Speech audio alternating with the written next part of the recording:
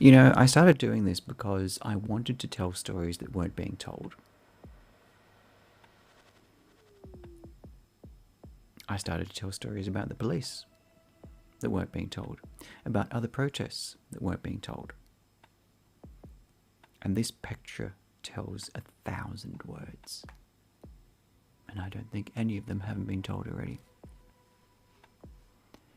You know, this weekend in Melbourne, I don't know what we're trying to achieve from it. All the different groups. And that includes the police, the government, everyone who is pursuing a roadmap that some people simply don't want to go down. They refuse. They don't want to go where you're going.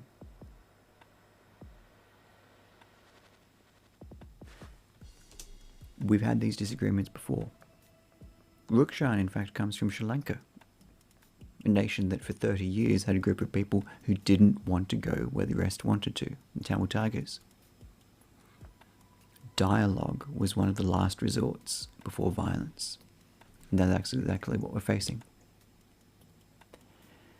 A lot of that inflamed it was how things get reported. And that's something I want to share with you now, if you can listen to what we're about to hear. Are you ready? Good evening. Selfish tradies have brought shame upon our proud city, storming the Westgate Bridge and attacking police in the heart of Melbourne. Selfish tradies have brought shame to our proud city. What a headline. Unruly mob fighting against the vaccine, which will give us the chance to reopen, brought streets to a standstill. Fighting against the vaccine that'll give us a chance to reopen. That's not most of the message I hear. Anti-lockdown, anti-mandate. Something got skewed in the Channel 9 newsroom. Let's compare to another protest. Good evening. More than 10,000 people have marched through Melbourne CBD, rallying in a peaceful show of solidarity for the Black Lives Matter movement. Despite pleas to stay home, protesters vented their anger at police, but no arrests were made. Dougal Beattie. Nice summary. 9 weeks after this, almost 400 people were dead. It was in the middle of the second wave. Shifting narratives is exactly what we're trying to make sense of things right now. This headline became something absurd. Fiery but mostly peaceful protests after police shooting. Fiery but mostly peaceful protests. It became a meme. I want to be clear in how I characterize this. This is mostly a protest. It is not generally speaking unruly. Arson of a building, not generally unruly. Now, make no mistake, the protests that have happened over the past few days have been violent. It's not enough to say that 93% of anti-lockdown protests have been peaceful. Misleading to begin at all. And what we're currently going through a debate about is, does Melbourne want to live in a city where these protests occur or not? Because the alternative is somewhere like Portland, where for 100 nights these protests happened every single night. A lack of government control, a lack of government will to stop these protests meant the city was disturbed. And viewing what happened, these protests have resulted in violence. Does it make the violence justified?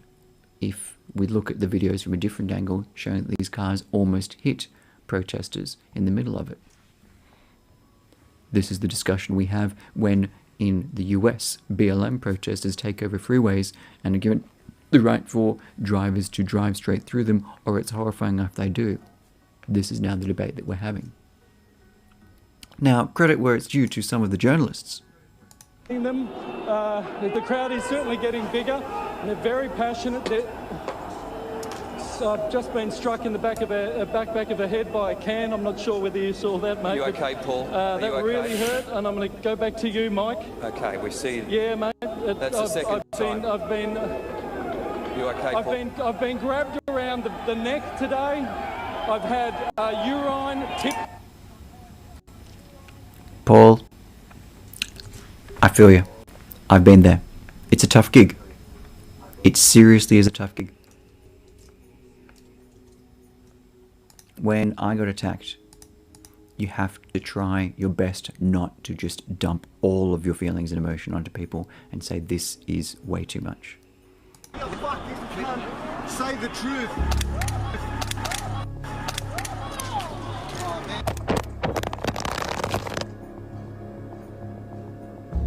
Hey, mate. It is really hard not to just look at the person who just attacked you and just tell everyone that everyone at this protest is just a most unruly, awful, the worst kind of individual out there.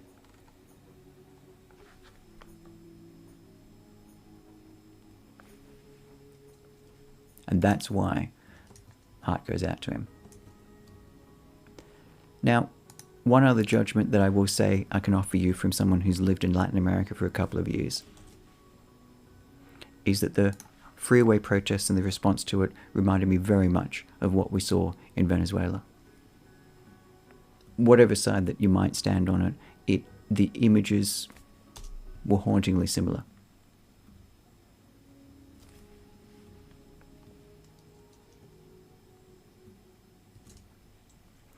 And the question we're trying to get to is any of this policing helping the magic number move in the way that most, I would say, at least in the positions of deploying the police and the government policy, want it to move? And the subjective question I'm going to raise with you at this late hour is maybe not. Is this kind of police response going to make this move any further north than what it already is? This might be going as far north as it can be, and the tear gas isn't going to help it. We're trying to make sense of a rapidly changing situation.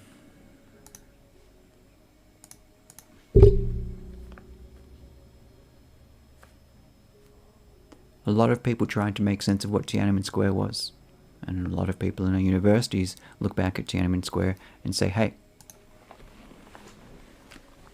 this was necessary for the success of the state. Look at what happened to the Soviet Union afterwards. These are the kind of questions and answers that we can look back on and say it needed to be done. But by far one of the most potent images of the past week that I've been able to see, and just today that was published earlier this morning, is this woman screaming in fear.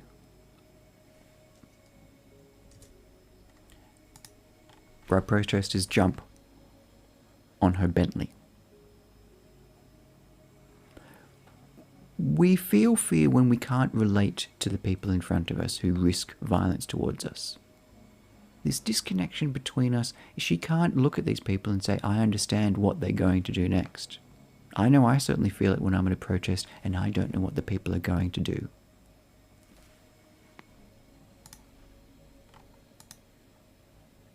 She has not met or understood any of these men and can't understand what they're going to do next. And it's fear of an unknown of what might happen next.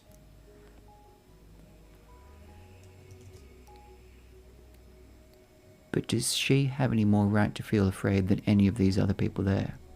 And that's the negotiation that's happening. Assume this entire group has a head full of misinformation, fake news. Do they have the right to believe it? We've been in this position before, and that's what we're trying to navigate, because this group of people believe that they have the right to take to the streets and protest. Another group of people do not.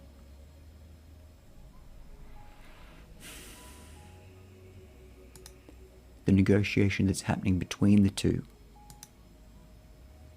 Because the group here believe that they have a duty to restore order for law to rule. And this group believe that they have a right to express themselves in a society. And a third group wants to be protected from people they don't understand and don't want to be near. Dialogue is essential, and this lady isn't looking for dialogue. If you're looking for it, we'll need to be able to listen. And tomorrow, as I understand it, news helicopters will be put on a 60-minute delay from sharing footage there, let alone any live streamers. I'm going to finish up with an image that I think says a lot about where we're at the moment.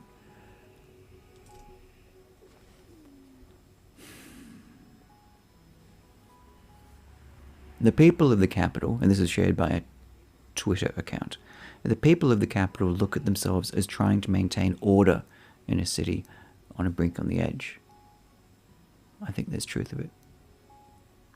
I also look at this group and we question their entitlement, their position, and their brutality.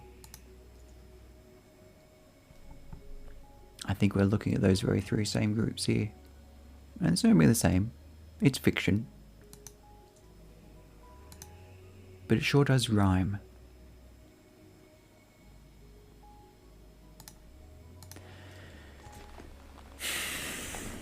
There's a hell of a lot more to go through than that, but I wanted to share with you this moment because what we're going through doesn't make sense to us. It doesn't matter if we have a look at, say, the last time that something like this happened.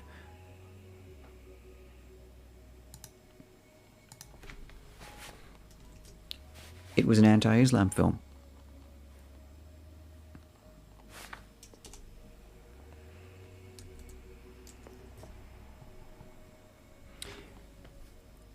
There's a negotiation that's going to happen between police and protesters, and the civilians that support the police and the civilians that support the protesters. We don't know which is true. Do they have the right to protest in the middle of a pandemic? That's still being discussed. The main thing that we can recognize is that these groups do not agree. And when two groups don't agree, there's only two ways forward. One is dialogue, the other is violence. Do the two groups disagree enough that violence needs to be used on one or the other? Because ultimately, the police represent a large group of people just as much as the protesters do. Is 20%, or in this case I believe it's at even 25% enough? That number will change. What if it's 10%? What if it's 10% who refuse to? Can force then be used and expressed upon them then? What number is enough in order to achieve that aforementioned vaccine target? Is it 5%? What if the last 2% don't agree? Or what if, like Denmark, we don't need anything to move this number at all? We don't need passports or any other question. We're going to explore that. Maybe that number moves of its own accord. Or maybe like the UAE, it is, where I did live as well in Dubai, it must be mandated in order to achieve the magical 200 doses per 100 people, 93% vaccinated.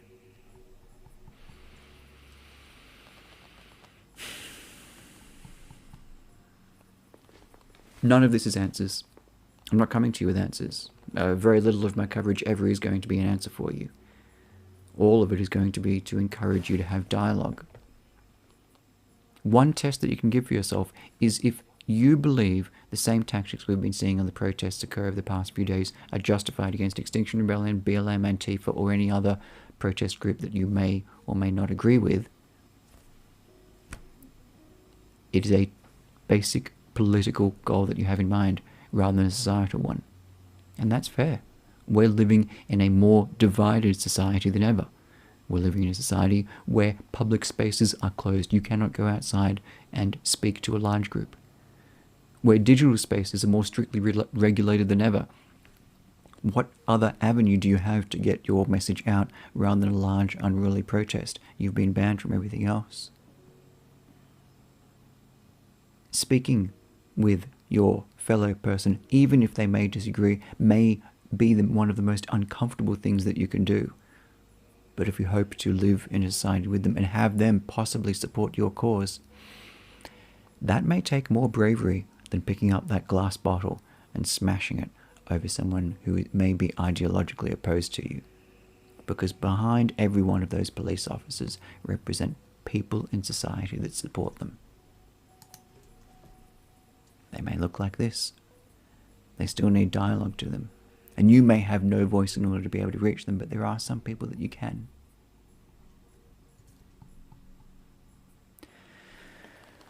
I'm going to take some comments because that is 20 minutes of trying to break down what is happening.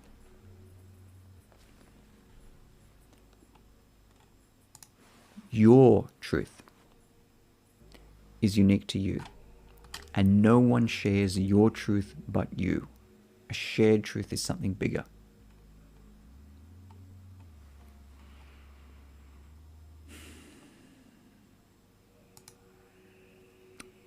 I think some of them were, and I think some of them weren't. I think there were a lot of protesters who were tradies there, and I think there were some who were troublemakers. Does that mean that the views of both the tradies and troublemakers are any less valuable or relevant? What if there were anti-vax people there? What if there were Nazis there? Despite seeing a diverse crowd and group of people, again, does that make the protest cause any less valid? I'll say that from the tradie protests, the tradies I've seen at protests, most of them tend to the right, if not far right. Tradies tend to be far right, and these days anything right of centre ends up being called a Nazi.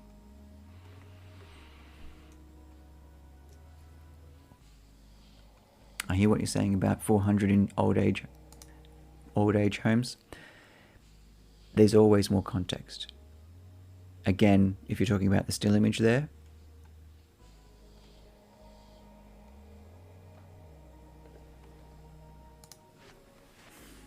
perspective of what? Because for most people, their political goals and their vision of the future is what they're looking for. Perspective only seeks to take the energy out of their group, only takes the energy out of where they're going. More than ever, we're able to create groups of like-minded people using the digital tools in front of us. And those like-minded people seek other like-minded people. It takes more bravery to come out of that and find someone who might not and build a broader church than it does to simply find someone who thinks just like you. On the flip side, if we're to face an increasingly difficult period where we have groups of people who want us removed from society for whatever the view might be it that the Nazis want to have the BLMers removed or vice versa, perhaps the only way to survive is to find groups of like-minded people who have your best interests in heart and share your hopes, visions and dreams. I don't know the answer to that, but I will say, fortune favours the brave. No, they won't. Most of these protests, at least from what I've seen in Sydney, aren't about stopping people from taking the vaccine. There are people there who are trying to say that the vaccine is dangerous. Most of them are just trying to say they don't want a mandate for it. And the largest group of all are those who have had enough of the lockdown and just want to work, even if that means risk. And that's something increasingly impossible for anyone who doesn't attend a protest to understand. And I don't even mean during COVID. Risk is something that is an impossible, an implausible, and unpleasant thing to even consider. There's truth that for a lot of people it is becoming game-like.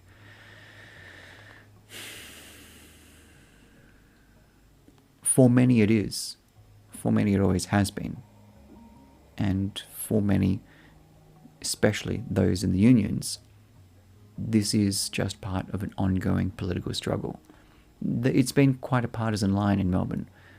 Labor and Liberal backing the workers. One comment I'll make about Ms. McManus is she did have this to say not that long ago. or disagree with those laws. You said that you believe in the rule of law. Yeah, I believe in the rule of law where the law is fair, when the law is right, but when it's unjust, I don't think there's a problem with breaking it. Do you... Doesn't have a problem in breaking the law when it's unjust. That is the ACTU leader, Sally McManus. Now, of course, there's going to be more context around it, and I have listened to the full video, which went for 12 minutes. It's within its context of what she's saying there. It's a good question. Maybe the protests rely on helicopter footage to avoid the police, and that is justified to say because protesters use the footage, no one else can view it. And then we get to the question, which we come back to, of how much force is enough to move this number up? How much force will we need to get it to 80%, 85%, 90%?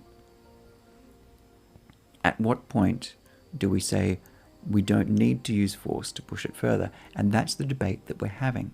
That's the discussion that we're having, the negotiation, and increasingly in Melbourne, a battle. What you think is a fair amount of force to achieve that number, which might be 0, will be different to someone else. How do we negotiate that amount of force and risk on someone else?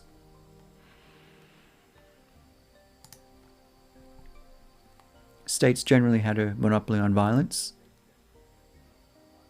There have only been a few exceptions to that. Media isn't helping this, not at all. And that's one of the key targets of my criticism, and why so many people, thank you, have put your trust in me, is because of the long, uncut streams that I provide. That's why millions of people are watching Rukshan's stream, because they can believe it. There is no edit, there is no cut, there is no Channel 9, whatever you want to call it.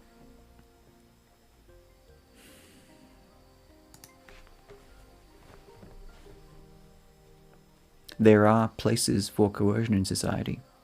We wouldn't have taxes without it. How much coercion? You don't pay your taxes. What happens then? Well, your wages will be garnished, and if there's still not enough of that, then assets will be taken away from you, and if there's still enough of that, you may be put in prison. There's a sliding scale as that moves forward. It's been judged because of the risk of this virus. No amount of risk is acceptable. Coercion exists in all parts of a society. It's part of having laws. It gives us frameworks around what people can and can't do. We're currently negotiating how much coercion or force is needed in order to make sure that this number goes up just a few more points. I don't know how much that'll be. We're 18 months into this pandemic. If it's the middle, then we've got another 18 months to go. I, myself, in January of last year, was very well aware of the risk. It seems that, from my point of view, everyone else is now finally giving it the seriousness it deserves, a year and a half late, but have gone way, way over what the point we needed a year and a half prior. We need, one of the most valuable parts of a functional society is to be able to keep two ideas in place at the one side, that there can be risk in society and there must be freedoms. We're trying to work out where that middle ground is, because in America you have not one extreme, but you have more of one, and in one of the more strict places like China you have more of the other. In China you don't see too many options there. Weirdly enough, in Russia they've gone for a very relaxed approach when it comes to vaccines. We're trying to negotiate what the journey through this is for Australia, and we're finding in Melbourne there is a significant group of people determined enough who don't agree. What is our society going to do about people who don't agree? What will you do with someone who doesn't agree in your family's household or in your neighbourhood? Is disagreement acceptable? and what risk is it willing to be put up to you?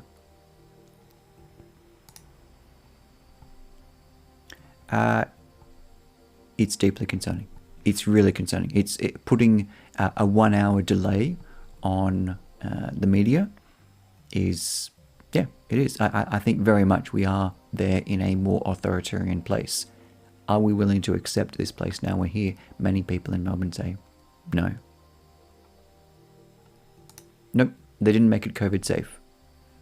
But more than half of them are vaccinated. I don't know what that means.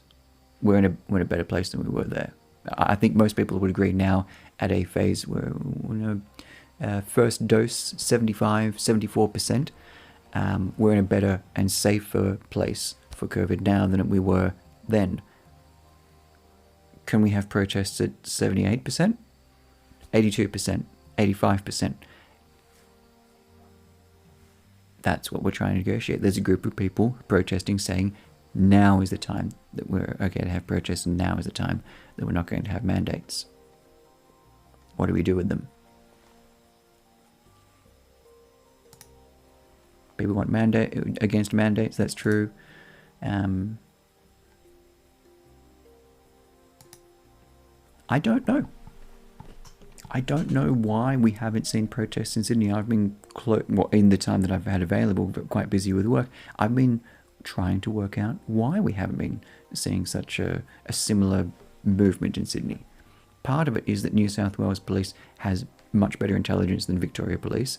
Part of it is New South Wales Police has much better strategy, operations, in order to prevent protests from happening before they even begin. I don't think that explains all of it away. I think Sydney protests are far less organised, full stop. In Melbourne, your organisers are much more hierarchical. You formed groups of what's happening. We just don't have that. And those that are still out there are pretty much locked up. I don't know any Sydney organisers out there that aren't under house arrest or have just checked out. It's best I can tell, every Sydney protest these days is organised by a keyboard troll of Photoshop. Yeah. Yep. There is. There is a ton of disinformation, and there is a ton of advocation for violence. I guess the question we've got to then explore is, I've browsed BLM and Antifa groups for years as well, and black nationalist groups.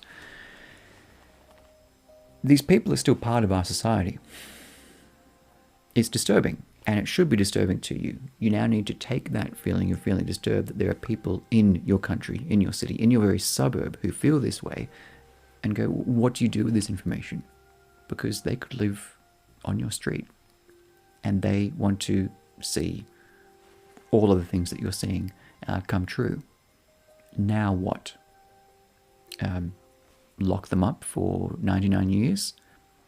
Well, they've only got an idea. Maybe they've got something more. How do we navigate this? We've just changed the rules of society quite a lot in the past 12 months. Is that okay? Change. It's hard. It's a popular one to be thrown around. Everyone's a Nazi these days. I think there are more Nazis than not Nazis. Yep. There is a view on that one, but if I can bring up, where's the green stuff? There we go.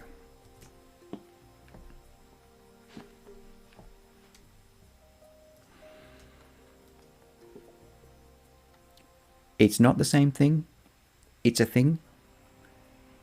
It rhymes, and we're okay with it. Captain Cook is not the same as a memorial shrine, but it's something. What we do with it, that's up to us. Yeah, that's true. I'm just going to do a few more comments, guys. I try to keep these to about 35 minutes. And what we're having here is great because you're having a little bit of dialogue. So far, I haven't seen anyone directly attacking the other person, saying, "No, Jim, you're wrong. You're a bad man for saying that." There's a good point. So, I'll mention this again, but an excellent New South Wales Police Force sergeant mentioned this to me.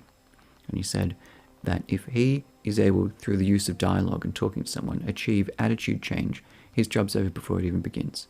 He doesn't need to use charges, arrests, physical violence, force, any of the tools available on his belt.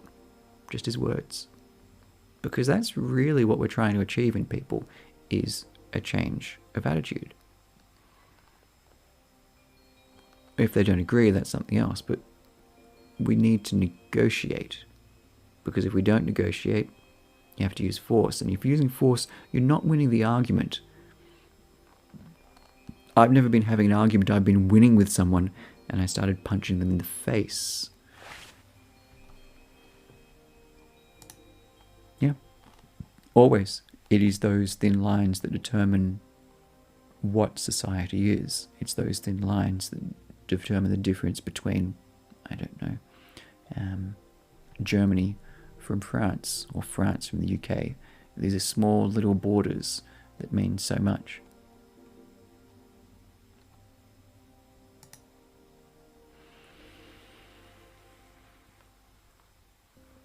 Maybe. And that's one of the topics that, of my goal to tell stories that are not being told, are, do we need force to get to those numbers? And that's the question that we haven't yet worked out, is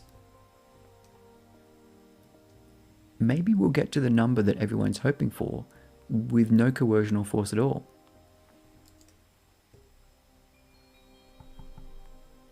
Maybe we can wonder about that.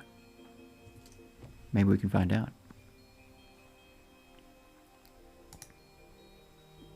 I lived in South Africa as well.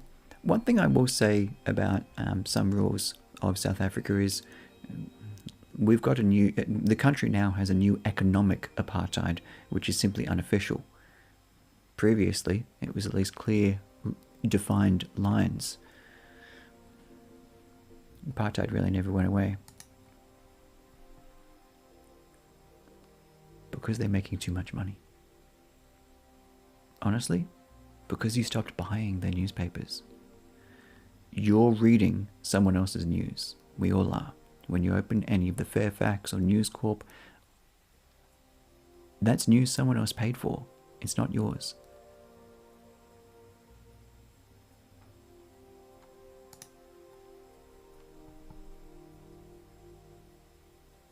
Yeah, everyone has. It's not just Telegram users. They've been banned off Facebook because their views were too radical and out there.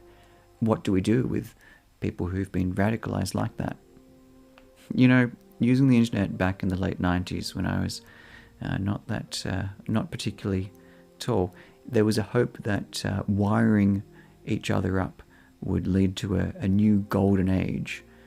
Like most things, we never stop to think about what the costs of this new change, the double-edged sword of it might be. Excellent, we can order everything so much quicker and faster.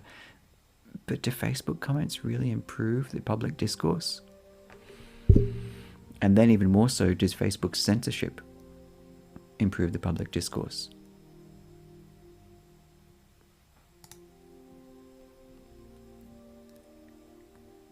We all have our biases, Rukshan included. Rukshan has a slant. That's okay. He still provides an uncut, unedited stream. He'll give his narrative over the top of it, which can sometimes slant things. As long as you're aware of it and you're able to interpret it, that doesn't make it deceptive. What we commonly see out of large news organizations, were arrested as they led police on a dangerous game of cat and mouse, threatening this is only the beginning. Neary tie with. I'll take Rukshan's coverage over that. Absolutely. Every day. All day.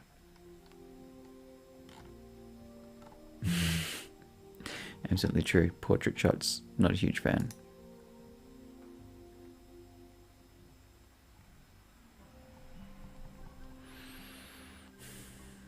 Should you be able to work? That's the question being discussed. Should only people deemed to be okay be able to work?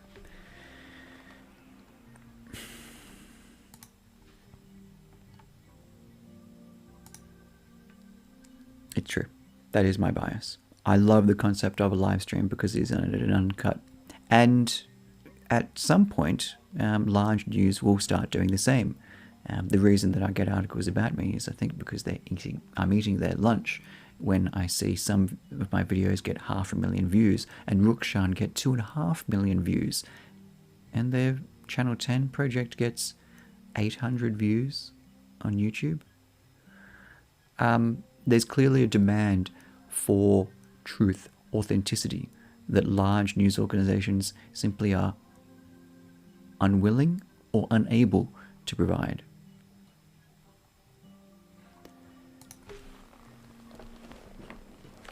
I don't know why they're not protesting. I think I covered a little bit of this earlier, is that most of the organizers here are either locked up or have just checked out of organizing.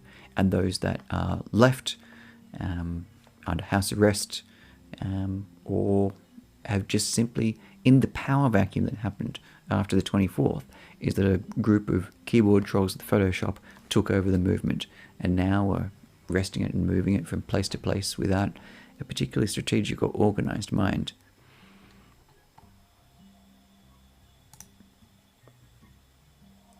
There's a good book called The Cathedral and the Bazaar on the competition between closed source Microsoft, Oracle, and open source Linux free software, and the difference between the bazaar where anything goes, anyone can create anything, anything can do anything, and the monolithic cathedral where you've got this top-down priesthood. That's the competition of ideas that happens as well. We're living in a society that threw the cathedral out and has been for 500 years, whereas societies that have been very more top-down in the Middle East or Far East, Cambodia, China, have been operating under that cathedral structure.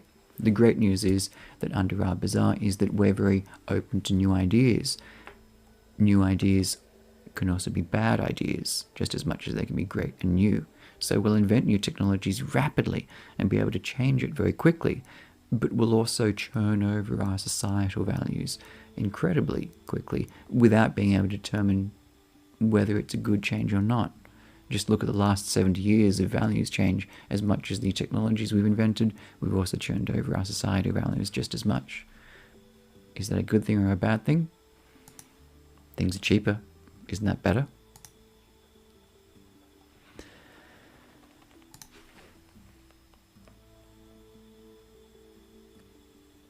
Trying to tell someone that they shouldn't do a thing that they want to do is very difficult. The reason why most societies in the West tolerate protests is because there's no other way to allow people to vent their frustrations and allow them to feel heard. We don't have a magical pill that we can give them. We've already prescribed as many people antidepressants as we can.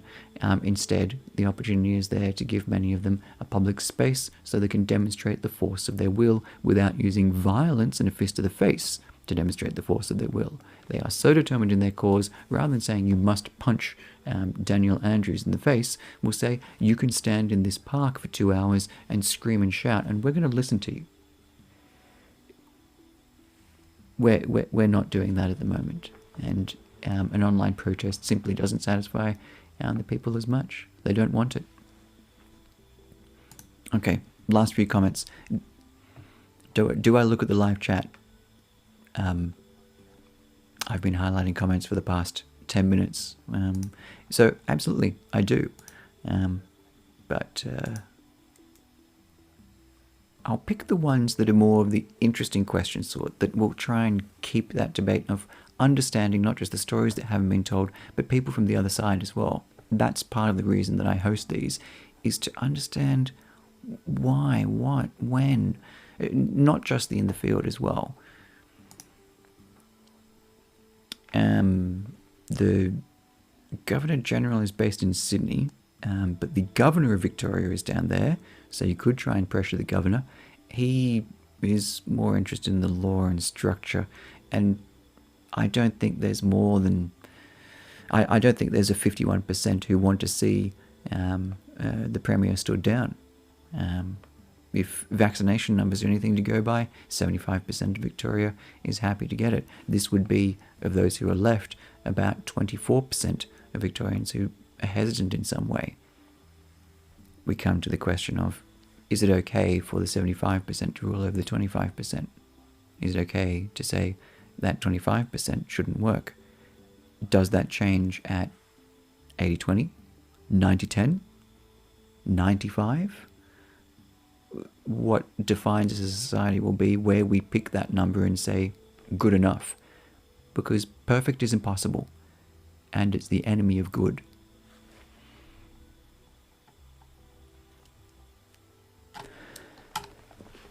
Right, 40 minutes.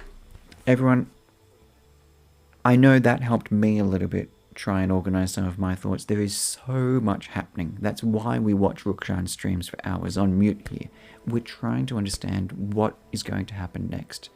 And if you're watching any of these streams, it's because you can't stand the 30-second cuts. Keep speaking to other people around here. If you find someone in this chat that you've got either a disagreement or agreement with, keep speaking with them.